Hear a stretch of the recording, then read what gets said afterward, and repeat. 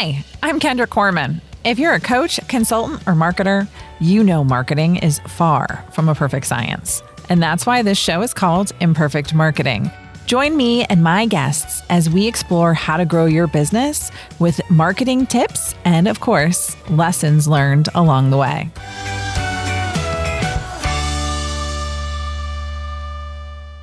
Hello and welcome back to another episode of Imperfect Marketing. Today we're talking about one of my most favorite topics, and that is AI.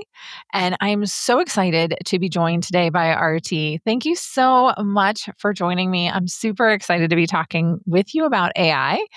Why don't you take a minute and tell us, how did you get into this AI stuff and what do you do?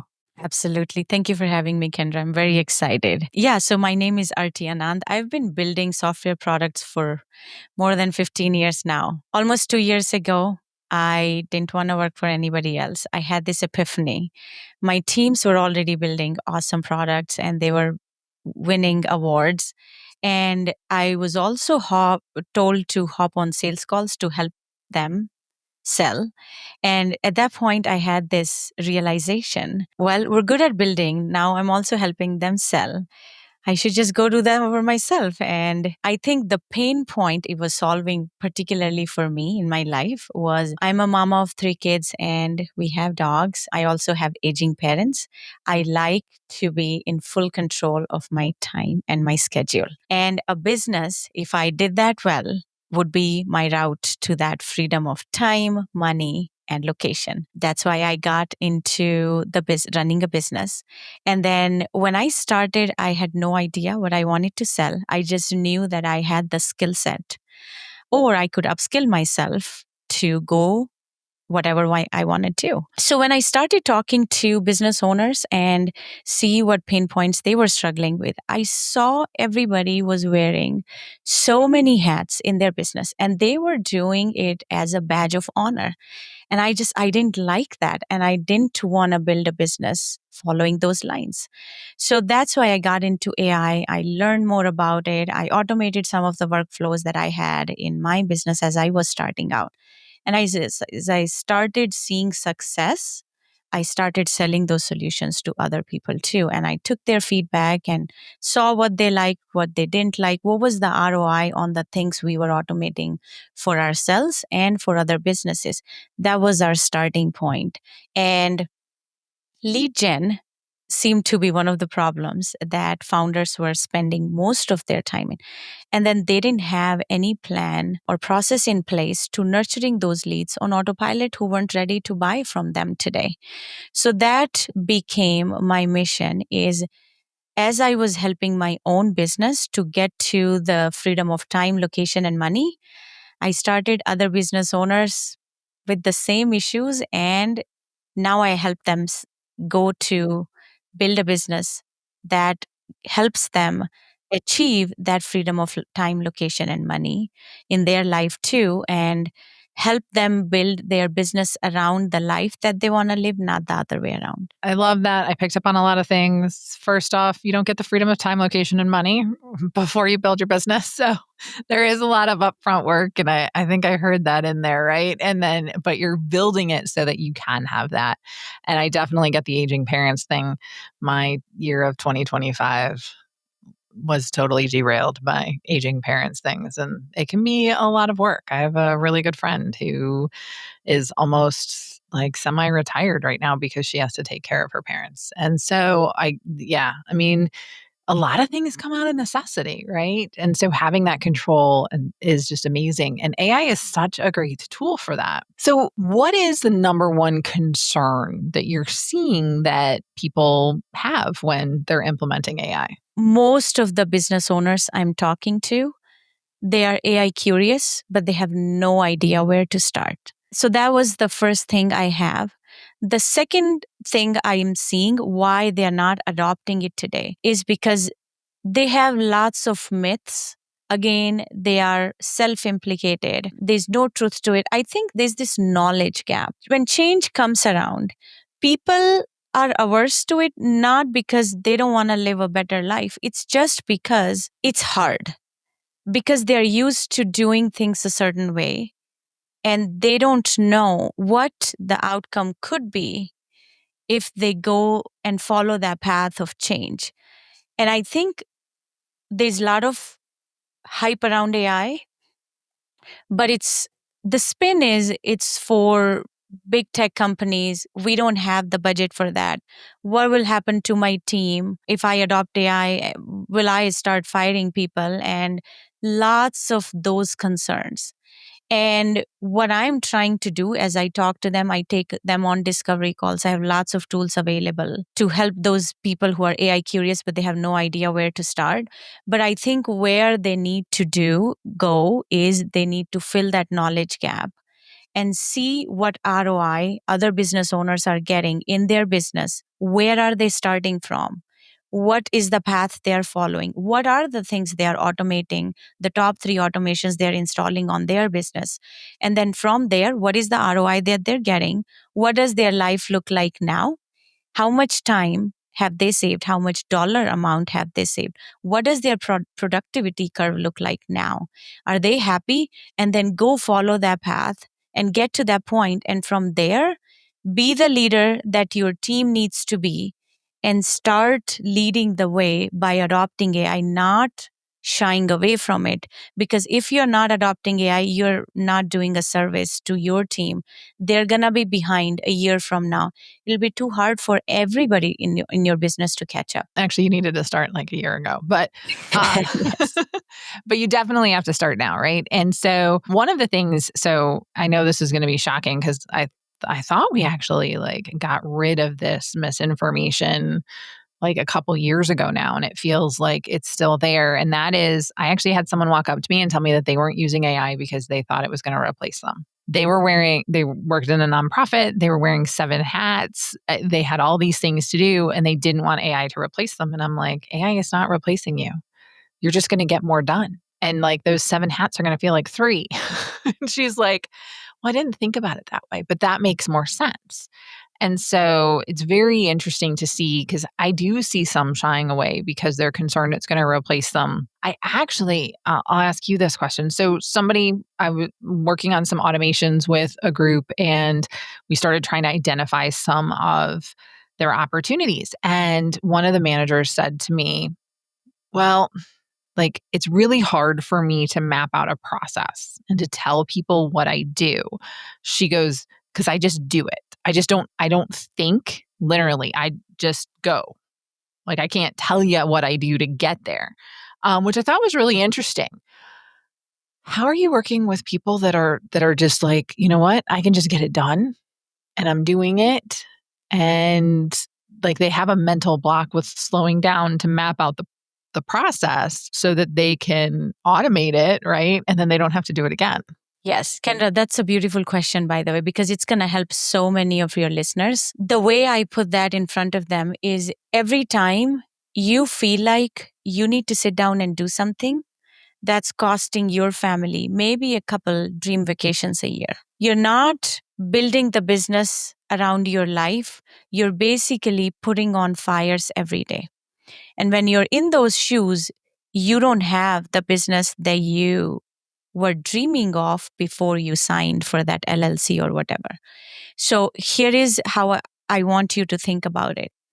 If you are doing anything on daily, weekly, monthly basis, you need to start documenting the process. It could even, don't go fancy, start with a Google Doc, or even better, put a camera in front of you, record the whole thing, and then have someone edit parts of it, which would not take very long time. So in addition to the document, now you have a video. That's your first V1.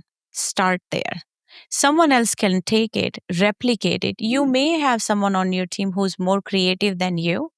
Give them a chance and have them re-record it, redo the thing that you just did, re-record it. Maybe they'll do a better job than you do, and that's fine. And then that becomes your V2. You start from there. Everybody thinks they need to wake up tomorrow and go run a marathon.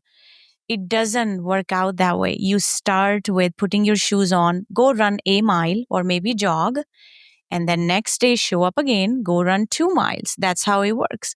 That's the same mentality I want you to adopt in your business. You don't need to streamline everything tomorrow. When people think about AI and they see other people on LinkedIn brag about how many automations they have in their business, but they don't see it took them 6 to 12 months of work to get there. That's the perspective I want you to take. Start and improve your business with AI and automations 1% every day. And guess how improved and streamlined it would be, and how much more enjoyable it would be for you to come into work every day. There was a study that was printed in The Atlantic that I quote all the time, and that is 60% of our days are spent on work about work. That's the piece that we need to get rid of, right? That's not the delivering work. That's not the innovation and the inspiration.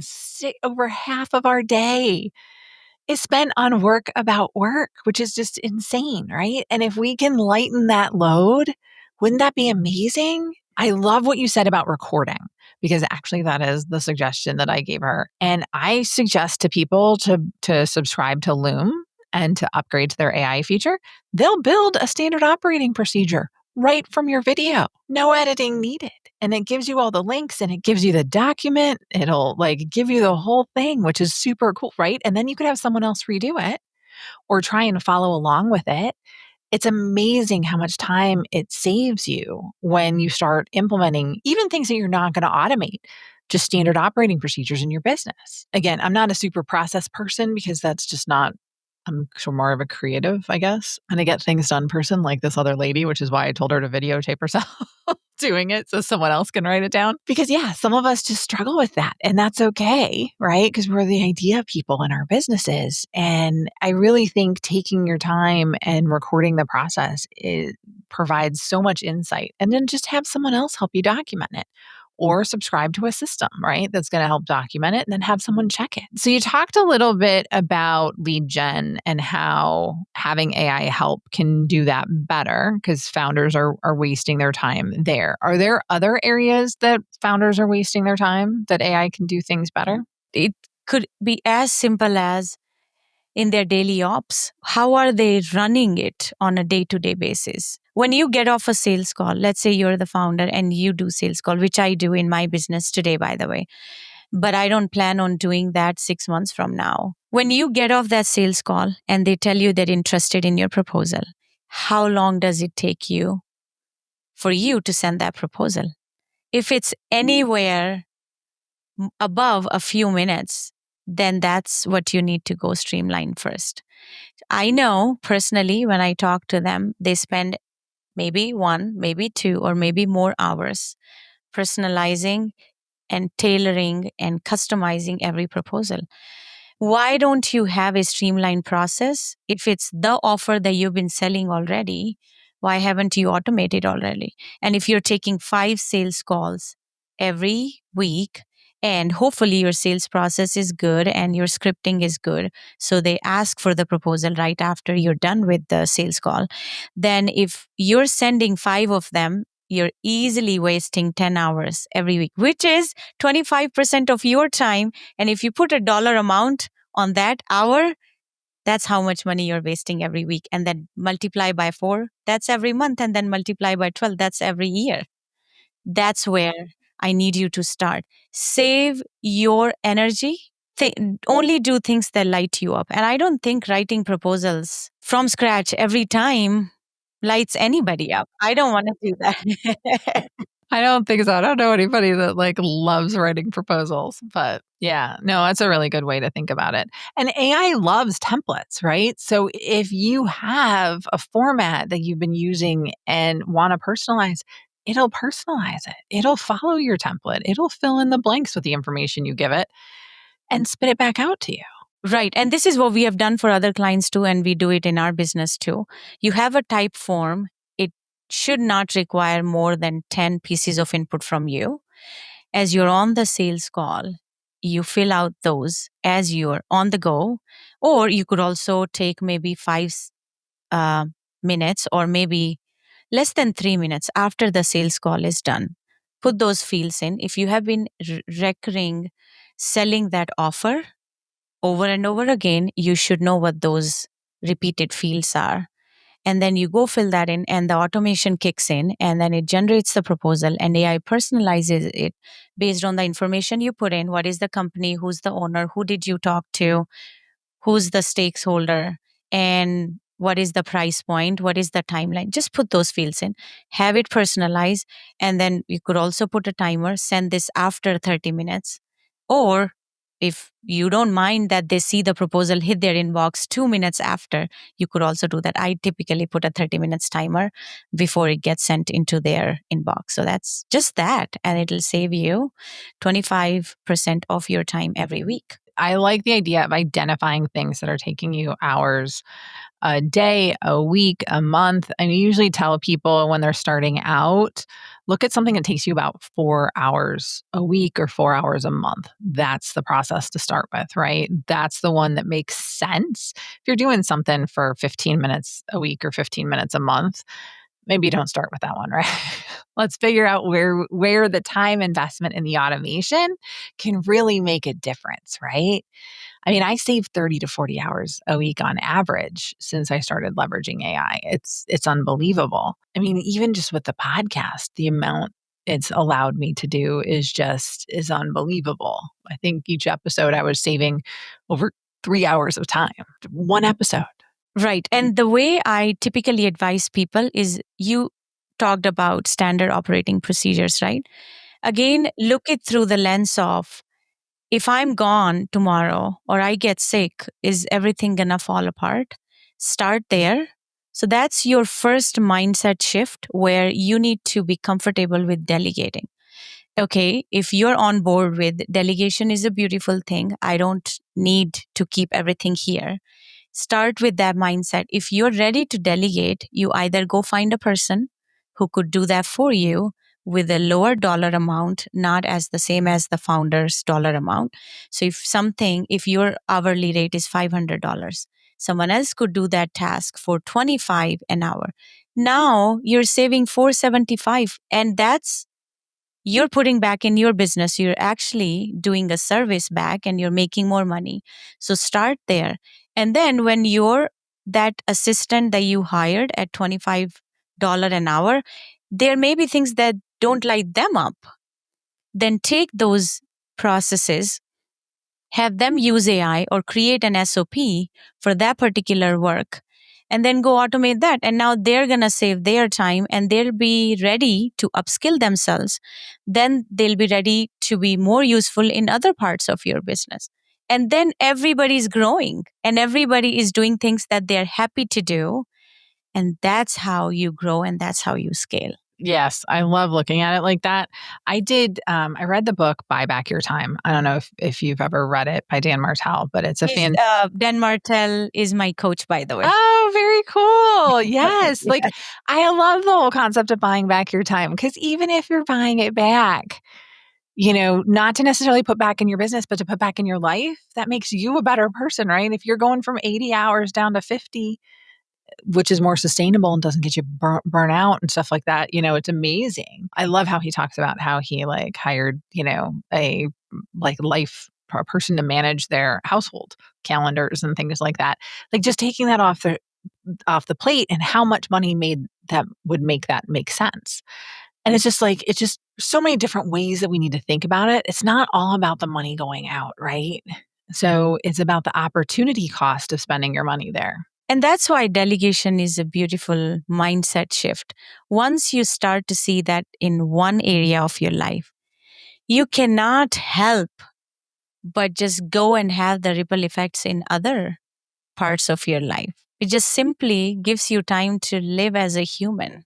Yes, right? And you need that. You need that, because you can get just burnt out and even bitter towards some of your clients and customers if you're not charging what you're supposed to, if you're over delivering what they're paying for, things like that. I mean, I've had it happen to me numerous times in my business where I've done that. And it's not a good place to be, right? To feel like you're over delivering and getting underpaid and not appreciated. And they very well might appreciate it. But again, you set this up for yourself. And you can learn and change and adjust as you go. But AI has made it just so amazing when it comes to freeing up time and actually creating a better work product in a lot of instances. So I love that of you. So if someone's starting out and they want to start getting used to using automation, doesn't even need to be AI automation, right? It can just be automation because I think there are different kinds, right? Sometimes it's hard to separate it nowadays with AI, but let's talk a little bit about that. Where do you recommend they start? Is it with the standard operating procedures and those videos you're talking about? Or is it just even identifying those processes and where they're spending time? What are those first couple of steps someone should take? I like how you put it because everybody's talking about AI agents on YouTube today. And then every person who's just starting out and their best use case is writing emails with ChatGPT, they think they need AI agent in their business, but they don't. So where I want you to start as a business owner is, again, it starts from protecting your energy, your time.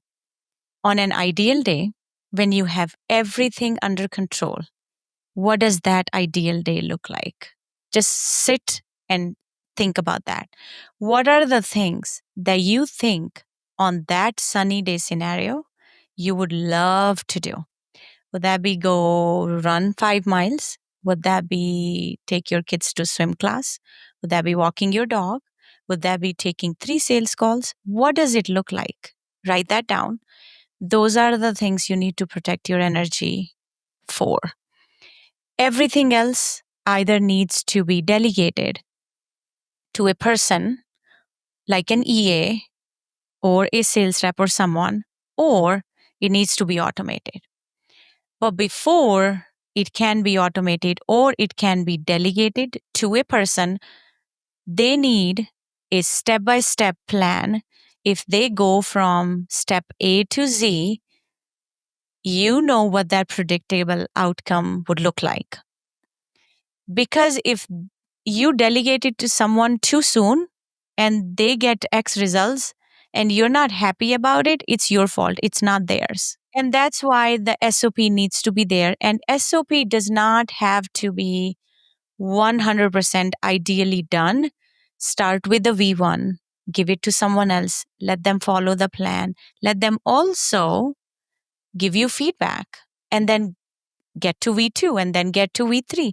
And in a month, you'll have a streamlined process that anybody, even a new hire, could come in and replicate. And you could be at the beach having a drink at that time while they're replicating it. So that's where I want you to go. And it starts with thinking big and valuing your time more than anything else, and then reversing from there. I love that starting point, right? Start with what your ideal day would look like. If it's sunny and the weather's nice outside, what would you want to be doing? And I like how you added in things like sales calls, right? Because it doesn't have to be running 5 miles or getting the laundry done or walking the dog or taking the kids to the pool, right? It can be work stuff if that's what lights you up. But you've got to be looking at what lights you up.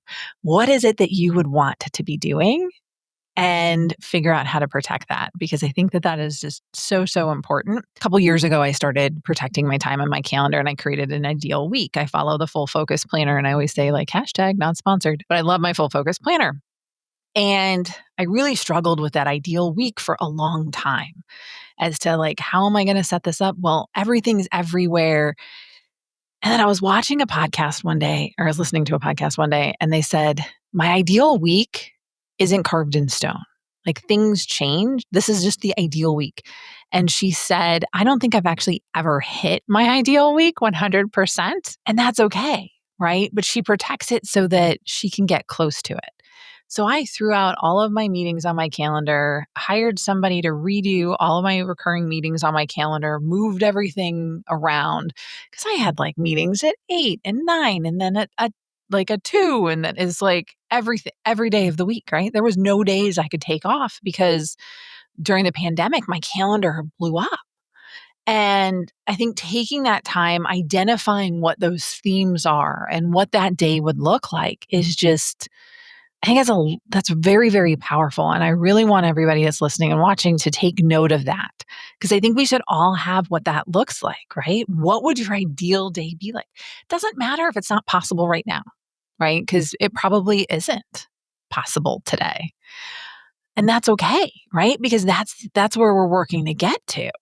And I love starting there and then moving forward, right? Because now you've got a goal. Now you've got a visual goal, right? Especially if like you write it down on a piece of paper, which is what I would recommend, right? Or draw it out in PowerPoint or Excel. You've got something to achieve, to go for. And I think that motivation is so amazing. So I love that insight. I love that direction.